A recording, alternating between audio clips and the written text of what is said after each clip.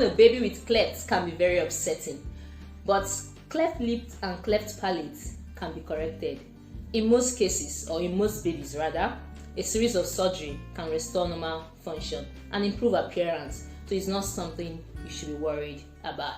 But as you join me through this journey, I'm going to explain in details the steps to take and what to expect.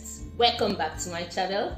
Thanks for joining me today. And hey, in case you're yet to subscribe to my YouTube channel, I'll really appreciate it if you do. It's very simple and costs nothing. Just click on the subscription buttons and we are good to go.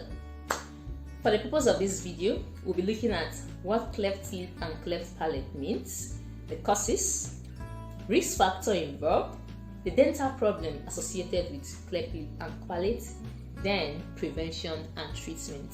So do well to stay tuned to the end. Cleft lip and cleft palate are orofacial malformations that occur early in pregnancy when the baby is still developing, and this results to a baby being born with an opening at the palate or at the lip.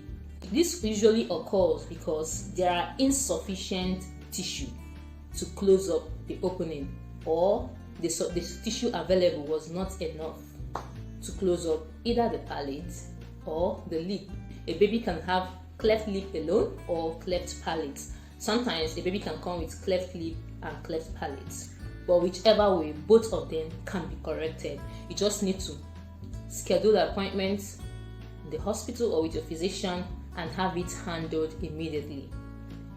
Taking care of cleft lip and cleft palate involves a lot of specialists. It's not just one specialist, so it's not just your dentist. It involves a lot of specialists to handle the case.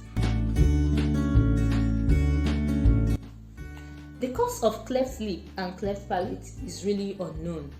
Most scientists believe that it could be as a result of a combination of genetic factors and environmental factors as well. That is to say, there are great chances of a child being born with clefts if either of the parents had it, or the siblings had it, or a relative have it. So it can be genetic. Then environmental factor could be due to some predisposing factor, which we'll be looking into. These environmental factors include 1. Taking certain medication during pregnancy. There are some kind of medication a mother could take during pregnancy that would increase the chances of the baby being born with cleft palate. Secondly, taking drugs, alcohol, or smoking cigarettes. This also increases the chance of a baby being born with cleft palate. Then family history, like I said before, if there's a history of clefts in the family, there's a great chance that a baby could be born with clefts. Then obesity, being obese. If a mother is obese during pregnancy, there is a great chance of giving birth to a baby with cleft. Also, not getting enough prenatal care can predispose a baby to being born with cleft, and exposure to certain chemicals too can increase the chances of the baby being born with cleft. Some of the problems associated with children being born with clefts is as follows. 1, we have problem with feeding. Yeah, they always have difficulty feeding properly. Due to the opening, the lip is not properly sealed. As you can see here, the baby finds it difficult to grip the breast milk properly. So sometimes when they are feeding, it drips out. Then if it's a baby that has both cleft lip and cleft palate, it keeps dripping.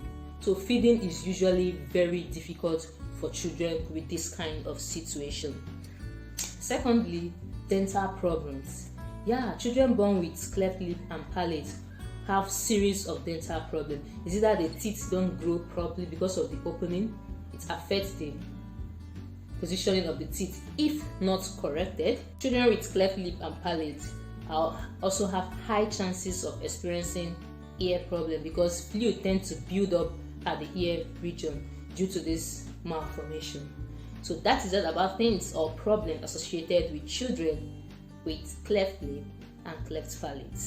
Now, how can you prevent this from happening, or what are the treatment options available?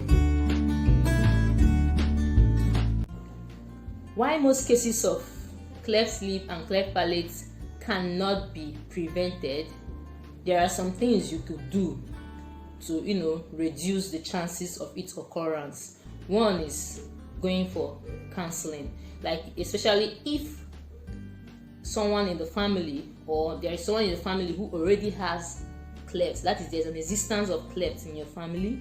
Before taking in, it's important to go for counseling with a physician to guide you properly in knowing things or ways you can help reduce its chances. Secondly, it's important to take a lot of prenatal vitamins as recommended by your physician. And number 3, try as much as possible to avoid alcohol, smoking, or certain drugs to be at the safe side.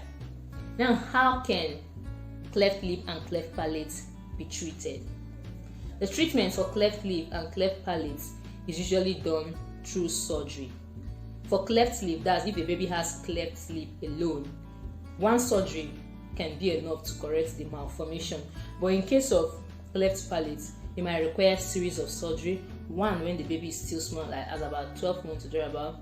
Then another one when the baby is an adolescent, and another one again as the baby keeps growing, because the palate needs to be sealed first, then it comes to the lip and all that. So the treatments for cleft lip and cleft palate is basically surgery, and that's why it's very important that as soon as you give birth to your baby and you notice the baby has this kind of situation, meet with the physician immediately so that the treatment plan can be tabled out and follow suit as stipulated.